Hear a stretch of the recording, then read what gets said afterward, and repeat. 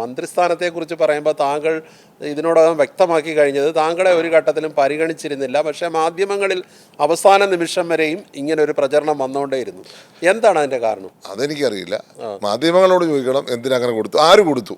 ഇതിപ്പോൾ കൺസേർട്ടഡ് ആയിട്ടൊരു ക്യാമ്പയിൻ ഇപ്പോൾ ചിലപ്പോൾ നടക്കുക. ഇപ്പം ഇലക്ഷന് തൊട്ട് മുമ്പ് വരെ ഇങ്ങനെ സൈബർ അറ്റാക്ക് ഇടയ്ക്കുണ്ടാവും. ഇപ്പം വീണ്ടും ആ സൈബർ ആക്രമണം തുടങ്ങിയിരിക്കുകയാണ്.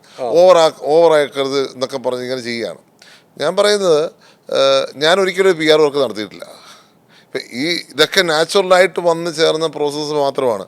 എൻ്റെ അടുത്ത് പല PR ഏജൻസിയും വന്നിരുന്നു, പക്ഷെ ആരെയും ഞാൻ എടുത്തിട്ടില്ല. ഒരു PR വർക്ക് പോലും ഞാൻ നടത്താതെ ഒരു ദൈവത്തിൻ്റെ അനുഗ്രഹം കൊണ്ടും നമ്മുടെ ചെയ്ത കാര്യങ്ങൾ ജനങ്ങൾ ഇഷ്ടപ്പെട്ടതുകൊണ്ടും നാച്ചുറലായിട്ട് വന്ന കാര്യങ്ങളാണ്. അപ്പം ഇതൊരു കൺസേർട്ടഡ് എഫേർട്ട് കുറേ നാളുകളായി മാധ്യമങ്ങളിലൂടെ നടക്കുന്നുണ്ട്. മാധ്യമങ്ങളാണ് വ്യക്തമാക്കേണ്ടത് ആര് ആ ഇൻഫർമേഷൻ തന്നു, ഇൻഫർമേഷൻ്റെ ക്രെഡിബിലിറ്റി എന്താണ്. അങ്ങനെ ക്രെഡിബിലിറ്റി ഉണ്ടെങ്കിൽ അത് നിങ്ങൾ ജനങ്ങളോട് പറയണം. എന്താ ശരിക്കും പൊതുവെ ചില കേന്ദ്രങ്ങൾ പറയുന്നത് താങ്കളെ മന്ത്രിസ്ഥാനത്തേക്ക് പരിഗണിക്കുന്നു എന്നുള്ള ഒരു പ്രചരണം ഒന്ന് ചെറുതാക്കി കാണിക്കാൻ വേണ്ടി പാർട്ടി കേന്ദ്രങ്ങളിൽ നിന്ന് തന്നെ പുറത്തു വന്നതാണെന്ന് പറയും. അതെനിക്ക് അറിയില്ല, മാധ്യമങ്ങളാണ് പറയേണ്ടത്.